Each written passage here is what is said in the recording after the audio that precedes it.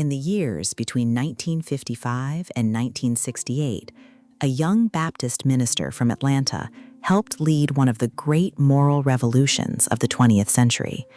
Martin Luther King Jr. commanded no army and held no public office. His power lay in words, in conscience, and in the disciplined refusal to answer violence with violence.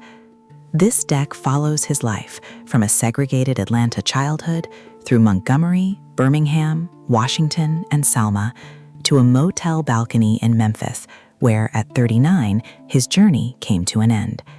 It is the story of how an ordinary man, transformed by extraordinary times, awakened a nation to the shame of its own injustice. At the heart of King's public life stood a single demanding idea: that oppression could be overcome without resorting to oppression, and hatred answered with love. He drew it from the Christian gospel of his father's church and from the example of Mahatma Gandhi, who had freed India through nonviolent resistance. For King, nonviolence was not passivity, but a form of courageous pressure, exposing injustice to the conscience of the nation. Accepting the Nobel Peace Prize, he said that nonviolence is the answer to the crucial political and moral questions of our time: the need for man to overcome oppression and violence without resorting to violence and oppression. His goal was not merely to defeat segregation, but to build what he called the beloved community, a reconciled nation in which black and white might live together as equals. Before the marches and the speeches, there was a boy in Atlanta, learning at once that he was cherished at home and despised by the law, and slowly discovering the calling that would come to define his life.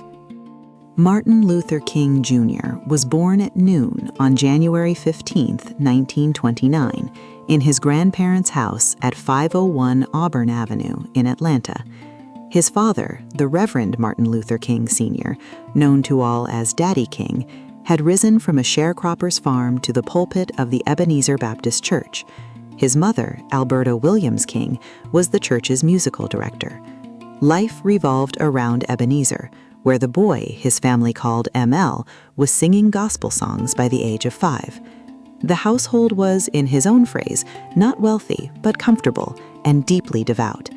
When the parents of a white playmate forbade their son to play with him because he was colored, Martin came home in tears. His mother sat him down, explained the long tragedy of slavery and segregation, and told him the words he never forgot: "You must always feel that you are somebody." Even a sheltered middle-class childhood could not soften the daily humiliations of the segregated South. King grew up in a world of separate schools, parks, and water fountains, where a black person stepped aside for whites on the sidewalk and entered a white home only by the back door. He watched his father refuse to accept it, walking out of a shoe store rather than move to the rear, and rebuking a policeman who had called him boy. At 14, returning from winning an oratorical contest in Dublin, Georgia, King and his teacher were ordered to give up their seats and stand for 90 miles so that white passengers could sit. That night, he later said, was the angriest he had ever been in his life. The tension between the somebodyness his mother taught and a system that told him daily he was less than would never wholly leave him. At only 15, King entered Morehouse College, the historically black, all-male school his father and grandfather had attended. He arrived full of doubt about the emotional religion of his boyhood and considered medicine and the law before circling back to the ministry. The decisive influence was the college president, Dr. Benjamin Mays, a dignified scholar who insisted that the black church must put aside narrow fundamentalism and lead the struggle for social change. In Mays, King found a new model of the minister: eloquent, learned, and committed to justice. His courses in the Bible and theology convinced him that Christianity was intellectually defensible, and in 1947, he told his parents he had decided to preach. On February 25, 1948, at the age of 19, Martin Luther King Jr. was ordained and made assistant pastor at Ebenezer. King left the South to study at Crozer Seminary in Pennsylvania, where he excelled and first met the ideas that would shape his life's work. A lecture on Mahatma Gandhi sent him out to buy a half-dozen books on the Indian leader, whose method of satyagraha, or nonviolent resistance, he came to see as a moral weapon that Black Americans might one day wield against segregation. He went on to earn a doctorate in theology at Boston University, impressing his professors as one of the finest students they had taught. There, a friend introduced him to Coretta Scott, a gifted music student from Alabama. He told her on their first meeting that she had everything he wanted in a wife. They married in June 1953, and against his father's wish that he remained in Atlanta, King resolved to lead a church in the South, where he said he was needed. In his first pastorate, in a city that called itself the cradle of the Confederacy, an unplanned act of resistance by a tired seamstress would thrust the young minister almost overnight into the leadership of a movement. In 1954, King became pastor of the Dexter Avenue Baptist Church in Montgomery, Alabama, one of the most rigidly segregated cities in the South.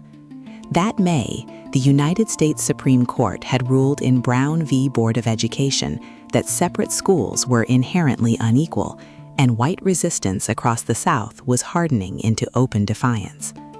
Then, on the evening of December 1, 1955, a seamstress and NAACP secretary named Rosa Parks boarded a city bus, took a seat, and quietly refused the driver's order to surrender it to a white passenger. She was arrested. The veteran local organizer E.D. Nixon saw at once that this was the case he had been waiting for, and Montgomery's Black women's groups called for a one-day boycott of the buses on the day of her trial. On Monday morning, the boycott was nearly total. Bus after bus rolled past empty as Black Montgomery walked, shared cars, and rode in Black-owned cabs. That afternoon, the leadership formed the Montgomery Improvement Association, and precisely because he was new in town and beholden to no faction, they elected the 26-year-old King its president. With barely an hour to prepare, he addressed a mass meeting at the Holt Street Baptist Church. "There comes a time," he told the overflowing crowd, "when people get tired of being kicked about by the brutal feet of oppression." Yet he urged them to protest with dignity and Christian love, and never to give in to bitterness or hatred. The response, he realized, surpassed any sermon he had ever delivered, and the boycott would go on. The white establishment refused even the boycott's modest early demands, and the struggle stretched on for more than a year. King was arrested on a pretext, and threatening telephone calls came by day and night. On the evening of January 30, 1956, while he was speaking at a meeting, a bomb was thrown onto the porch of his home, where Coretta and their infant daughter were sitting. He rushed back to find them unharmed, but an armed and furious crowd of supporters gathering in the street. Standing on the shattered porch, he calmed them. "We must love our white brothers," he said, "no matter what they do to us.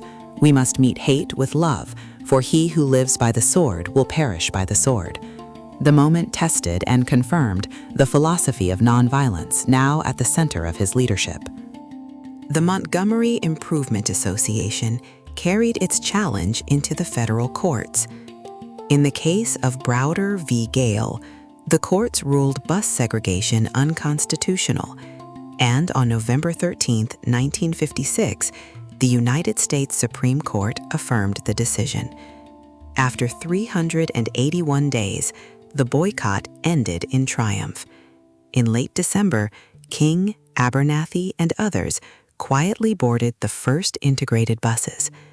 The victory carried a meaning that reached far beyond Montgomery.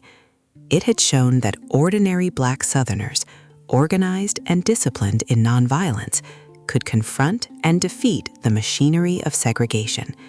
and it had made the young pastor a figure of national standing. The movement now needed an instrument to carry its method across the whole of the South. Out of Montgomery's success came a new organization, a pilgrimage to Gandhi's India, and a rising generation of students who would carry the struggle to the lunch counters of the South. In 1957, King and a group of Black ministers founded the Southern Christian Leadership Conference to coordinate nonviolent protest across the South, with King as its president. He published a book on the Montgomery story, and while signing copies in a Harlem department store in 1958, he was stabbed in the chest by a mentally disturbed woman. The blade rested so near his heart, doctors said, that a single sneeze might have killed him. He never forgot how close he had come. The next year, he traveled to India to study at first hand the methods of Gandhi, whom he came to call the guiding light of nonviolent social change. He returned more convinced than ever that organized, loving nonviolence could remake American society without destroying it. In February 1960, 4 Black college students sat down at a whites-only lunch counter in Greensboro, North Carolina, and politely refused to leave until served. The sit-in movement spread within weeks to dozens of cities, and that spring, the students formed the Student Nonviolent Coordinating Committee, giving the movement a youthful and impatient new wing.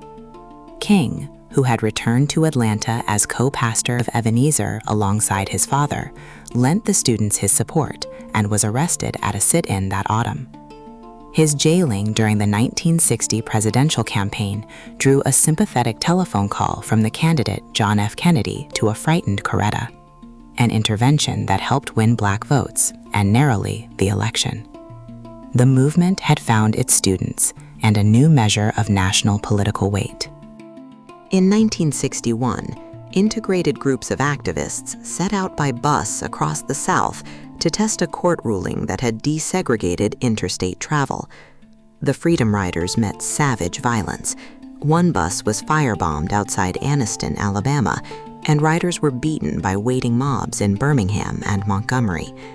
King flew to Montgomery to address a besieged mass meeting in a church as a white crowd raged outside. The worshippers held hostage through the night until federal marshals and the National Guard restored order.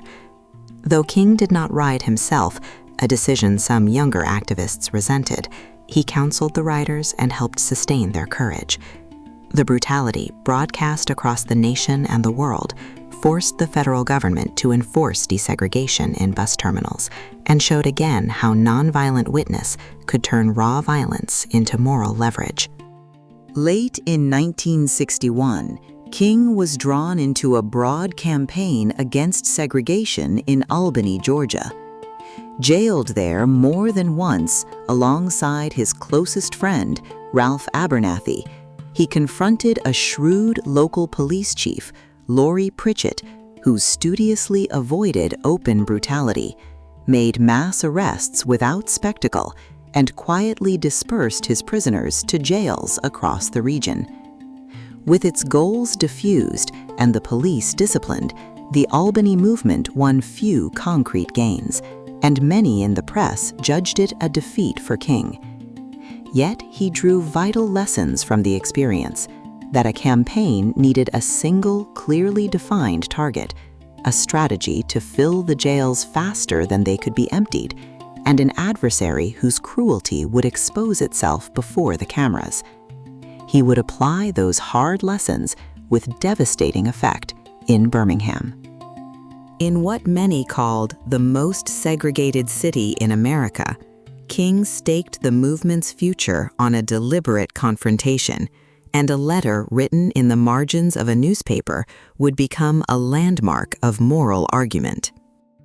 In the spring of 1963, King and the SCLC launched a carefully calculated campaign against segregation in Birmingham, Alabama, a city scarred by so many racial bombings that some called it Bombingham. The plan, codenamed Project C for confrontation, used boycotts, sit-ins, and marches to provoke a reaction from the city's combative Commissioner of Public Safety, Eugene Bull Connor. As marchers filled the streets and then the jails, King defied a state court injunction and was arrested on Good Friday, April 12th, and held for days in solitary confinement. The campaign began to falter as bail funds ran dry and the supply of adult volunteers dwindled, and King and his advisors searched anxiously for a way to keep the pressure from collapsing before it had achieved anything at all. From his cell, King answered a public statement by 8 white Alabama clergymen who had called his protests unwise and untimely and urged him to wait. Writing in the margins of a newspaper and on scraps of paper smuggled out by his lawyers, he produced the Letter from Birmingham Jail, one of the great documents of American moral argument. "Injustice anywhere," he wrote, "is a threat to justice everywhere." He explained the discipline of nonviolent direct action, drew the ancient distinction between just and unjust laws, and confessed his deep disappointment with the white moderate who preferred a negative peace to a positive justice. For years now, he wrote, he had heard the word wait, but wait had almost always meant never, and justice too long delayed is justice denied. With adult volunteers exhausted and jailed, the movement made a controversial decision to let Birmingham's school children march. On May 2nd and 3rd, 1963, thousands of young people streamed out of the churches and into the streets, singing freedom songs, and were arrested by the hundreds. Before the television cameras, Bull Connor ordered high-pressure fire hoses and snarling police dogs turned upon the children. The images of water cannon hurling boys and girls against walls and of police dogs lunging at unarmed marchers shocked the conscience of the nation and much of the world. Within days, Birmingham's business leaders agreed to desegregate the downtown stores and lunch counters.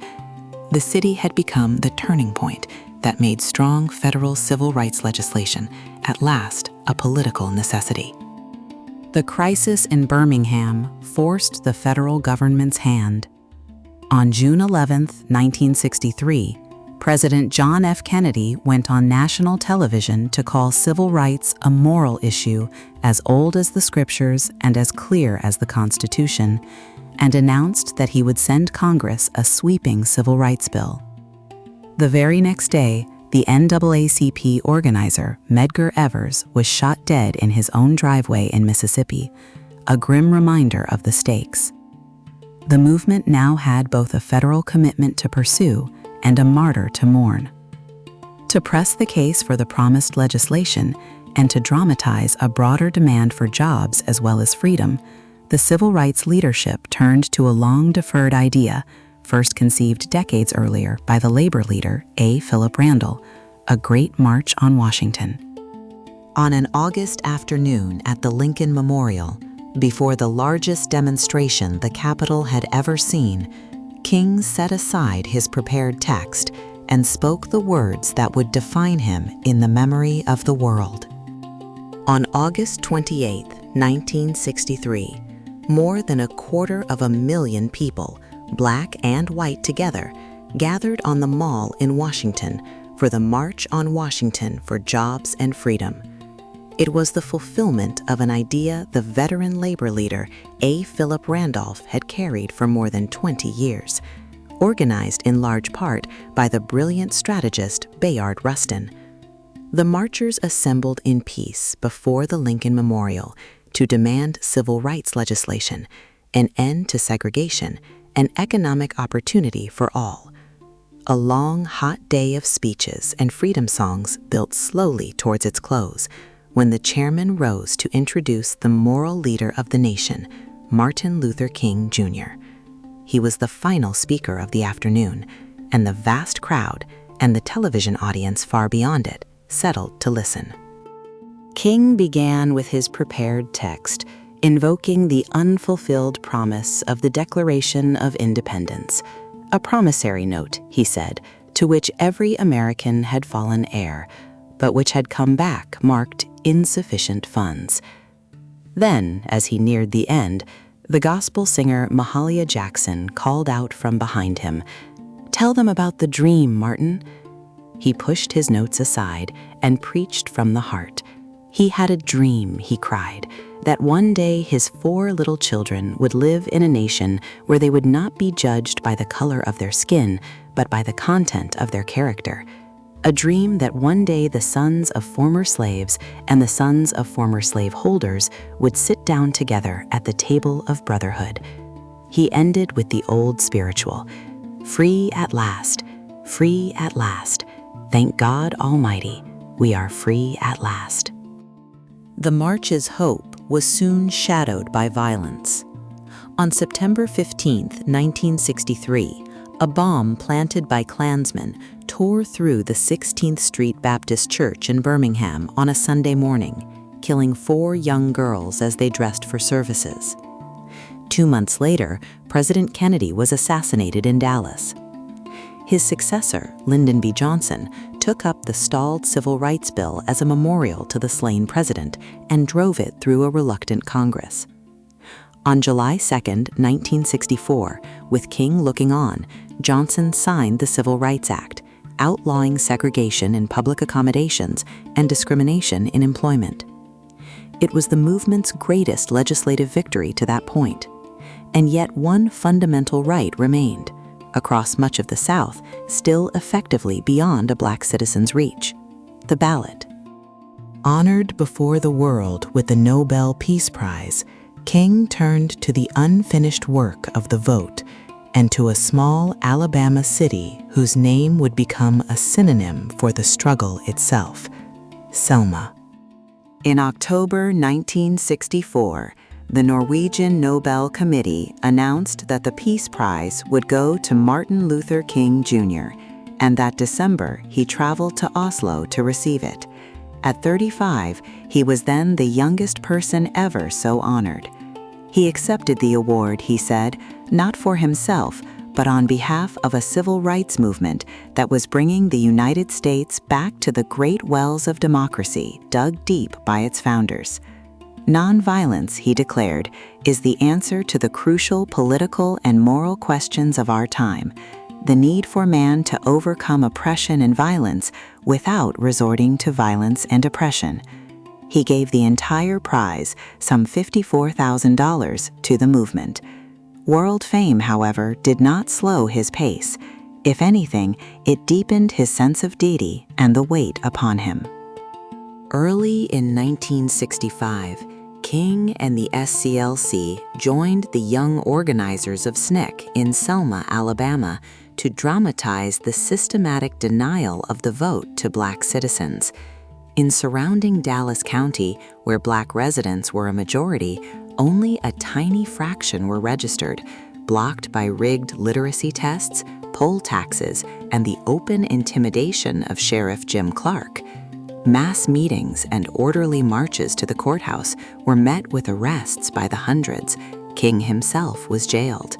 In the nearby town of Marion, a state trooper shot a young church deacon named Jimmy Lee Jackson as he tried to shield his mother during a night march. Jackson died of his wounds days later. His killing hardened the movement's resolve, and organizers determined to carry their grief and their demand for the ballot directly to the state capitol in Montgomery. On Sunday, March 7, 1965, some 600 marchers set out from Selma toward Montgomery. As they crossed the Edmund Pettus Bridge, a wall of state troopers and Clark's mounted posse charged into them with clubs, bullwhips, and tear gas, beating the marchers, among them the young SNCC leader John Lewis, in full view of the news cameras. The footage of Bloody Sunday, broadcast into living rooms that evening, horrified the country. King, who had been in Atlanta, hurried to Selma and issued a public call for clergy and citizens of conscience from every corner of the nation to come and march beside him. 2 days later, he led a column to the bridge, then, honoring a federal court order, turned it back, a restraint that disappointed some younger activists but kept the campaign within the law. Under federal protection ordered by a sympathetic judge, King at last led a triumphant march from Selma to Montgomery, the ranks swelling to some 25,000 by the time they reached the Alabama state capitol on March 25, 1965. There, on the steps of the old Confederate Capitol, King asked how long the people would have to wait for justice, and gave his own answer: not long, because the arc of the moral universe is long, but it bends toward justice. The Selma campaign had achieved its purpose. That summer, President Johnson signed the Voting Rights Act of 1965, sweeping away the literacy tests and devices that had disfranchised Black Southerners for generations. It stands as the high watermark of the movement's legislative achievement, the second great pillar, beside the Civil Rights Act. With the legal walls of segregation falling, King turned to the harder questions of poverty and war, and found the road ahead lonelier and more dangerous than any he had walked before. Even as the South was changing, the Black neighborhoods of the North seethed with poverty and frustration. In August 1965, the Watts district of Los Angeles erupted in days of rioting. King concluded that legal equality meant little without economic opportunity. And in 1966, he carried his campaign to Chicago, moving his own family into a rundown slum apartment to dramatize the conditions of the urban poor. The Chicago Freedom Movement demanded an end to housing discrimination, but it met a ferocity that startled him. When he led marchers through white neighborhoods, jeering mobs hurled bricks and bottles. He remarked that he had never seen crowds as hostile and hate-filled as those in Chicago. A modest housing agreement followed, but the limits of his methods in the urban North were now painfully plain. King's insistence on nonviolence and integration was now challenged from within Black America itself. A younger and angrier generation, its defiant mood long voiced by the militant Malcolm X before his own assassination in 1965, embraced the cry of Black power and openly questioned whether love and patience could ever win true freedom. Where King preached redemptive suffering and the beloved community, these new voices spoke of self-defense, racial pride, and for some, separation from white society altogether. King respected the anger beneath their words, but warned that violence and separatism would isolate Black Americans and betray the movement's moral core. He labored to hold a fragmenting coalition together, even as some allies drifted away and others dismissed his methods as belonging to an age already past. On April 4, 1967, exactly 1 year before his death, King stood in Riverside Church in New York and broke decisively with the Johnson administration over the war in Vietnam. He called his own government the greatest purveyor of violence in the world today, condemned a war that drained money from the poor at home and sent Black men to die in disproportionate numbers abroad, and named what he called the giant triplets of racism, materialism, and militarism. The speech drew fierce criticism from the press, from Congress, and even from civil rights allies who feared he had recklessly endangered the cause. King held firm. His conscience, he said, left him no other choice. He could not segregate his moral concerns, nor stay silent about a war he believed to be profoundly wrong. In his final year, King turned toward what he had come to see as the deepest injustice of all, poverty itself, among Americans of every race and region. He and the SCLC began planning a Poor People's Campaign, a massive multiracial demonstration that would bring the poor to Washington and build an encampment of shacks and tents in the very shadow of the Capitol, to remain there until Congress acted decisively against poverty. He spoke now of the need for a radical redistribution of economic and political power, and of guaranteeing every citizen the right to a job and a decent income. It was the most ambitious and most difficult undertaking of his life, beset from the start by funding troubles, government hostility, and doubt within his own weary ranks, and it consumed his energies in the spring of 1968. That spring, the black sanitation workers of Memphis went on strike after 2 men were crushed to death by a faulty truck, marching beneath placards that declared simply, "I am a man." Underpaid, unprotected, and unrecognized, they asked for a union and for dignity, and King, against the wishes of aides who wanted him focused wholly on Washington, came to lend his support. On March 18th, he electrified a crowd of 15,000 at Mason Temple, but when he led a march on March 28th, some young men at the rear began breaking store windows and looting. The police charged, a teenager was shot dead, and the demonstration dissolved into chaos. Heartsick that a march of his had turned to violence and his critics circling, King resolved to return to Memphis and prove that a disciplined, peaceful demonstration was still possible. King returned to Memphis on April 3, 1968. That stormy night, weary and unwell, with thunder shaking the windows, he was persuaded to address a rally at Mason Temple. He spoke without notes, recalling the long years of struggle and the threats that now surrounded him, including a bomb scare that had delayed his flight that very morning. He had been to the Mountaintop, he told the hushed crowd. Like anybody, he said, he would like to live a long life. Longevity has its place. But he was not concerned about that now. He only wanted to do God's will, and God had allowed him to go up to the mountain and look over and see the promised land. "I may not get there with you," he said, "but I want you to know tonight that we as a people will get to the promised land." The next evening, he was dead. At 1:06 on the evening of April 4th, 1968, as he stood on the balcony of the Lorraine Motel in Memphis, Martin Luther King Jr. was struck by a single rifle shot and killed. He was 39 years old.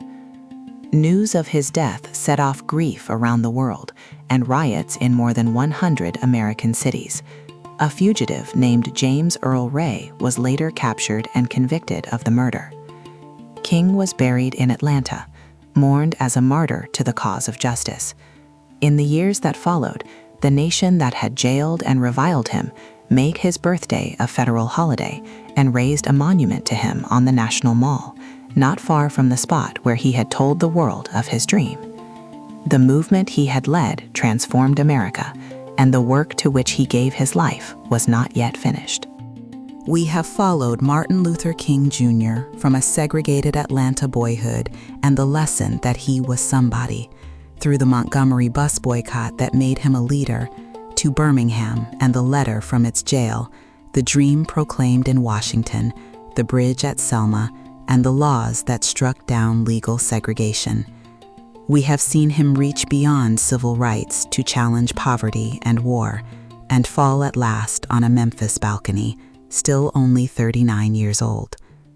His life posed a question the nation is still working to answer: whether a people can win justice without surrendering its own soul to hatred.